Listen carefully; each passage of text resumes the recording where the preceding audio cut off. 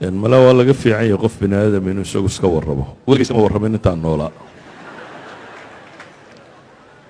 nin badan baa ama TV ama qolo jaraa'ida ama qolo raadiyo waa yimaadeen oo ku waraysanayna weligeena war ma bixin weligeena TV ma tegin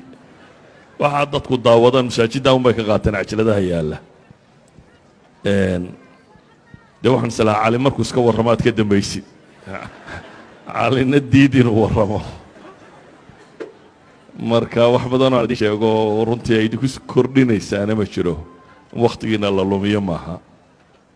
anuu ragga halkan fadhiya waa ka wada da'weynaan u malaynayaa sheekh maxamed umar mala isku dhadhownahay mustafa xaj ismaaciil haaruun baa la yidhaahdaa reer wadaadaaba ka dhashay aabbahay xaaji baa uu ku magac dheeraa nin sheekh uu ahaa awogay aw haaruun baa la odhan jiray awogay ka dambeeya aw yuusuf baa la odhan jiray reer culummo oo diin ku taxan ayaan ka dhashay reer ahaan gobolka burcaan ku dhashay waktigii isticmaarkaanan dhashay intii aan dowladda soomaaliyeed dhalanin dadka geedka hoostiisa ku dhashayna waa ka mid ahay inkastoo aabbahay allah u naxariisto 45 sannadood buu cadan deganaa 1963 buu ka soo noqday laakiin dhaqanku wuxuu ahaa in islaamaha loo diro baadiyo ay baadiyo ku dhashaan iyadoo la diidan yahay dhakhtarka iyo raggaa joogiya waxaasi aanay islaamuhu rabin ee loo diro hooyadeedoo baadiyo joogta inay baadiyo lagu soo umuro intaanu walaalaanay nin qura nagaga dhashay cadan intayadii kaleba baadiyaana loo diray baadiyaanu ku soo dhalannay baadiyaha gobolka togdheer ee burco ayaan ku dhashay isagaan wax ku bartay malcaamad dugsi hoose dugsi dhexe institutekii jarmalka ee burco ku yaalay intaasaan ka baxay takhasuskaygu tumaalnimada laydhku ahaa jaamacaddii soomaaliyeed baan ka baxay 1980kii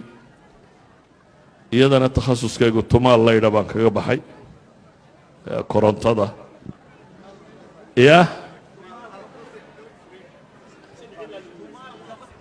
tumaalku waa farsamo yaqaan laydh baan kaga baxay jaamacadda kadibna waxaan noqday macallin dugsiga farsamada gacanta ee jarmalku dhisay ku yaalla magaalada burcan macallin ka noqday markaan muddo sanad iyo bar meelaha joogay dowladdii soomaaliyeed baa ay xidhay dowladdaas soomaaliyeed ma rabo wax badan inaan ka sheego laakiin intay meelooda wax ku xidhi jirtayba waan soo maray station police waa laygu xidhay NSS waa laygu xidhay xero gulwado waa laygu xidhay xero military waa laygu xidhay dhabarjabin waa laygu xidhay jeel waa laygu xidhay weligeyna maxkamad layma tagin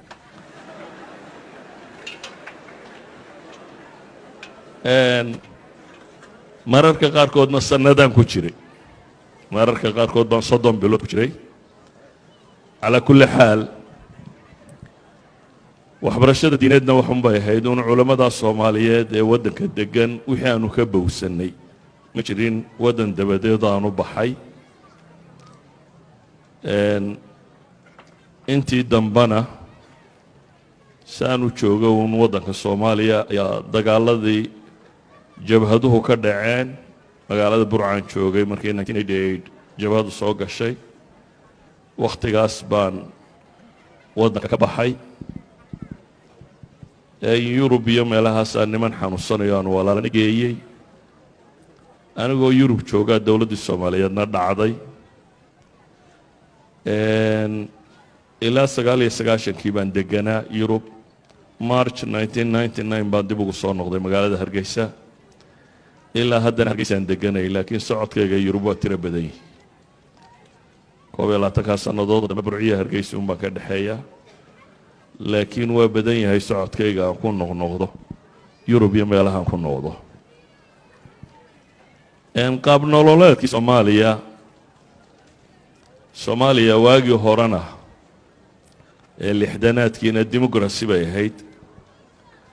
dimuqrasi qabiilkan uun ku salaysan haddaba aragtaan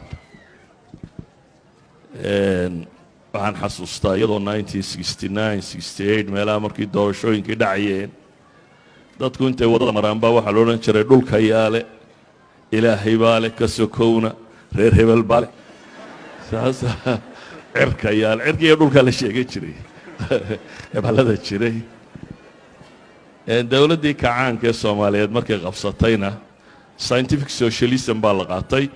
scientific socialismkuna wuxuu noqday diin la dirir annaguna dhallinyaro uun markaa waxoogaa diinta ka garatay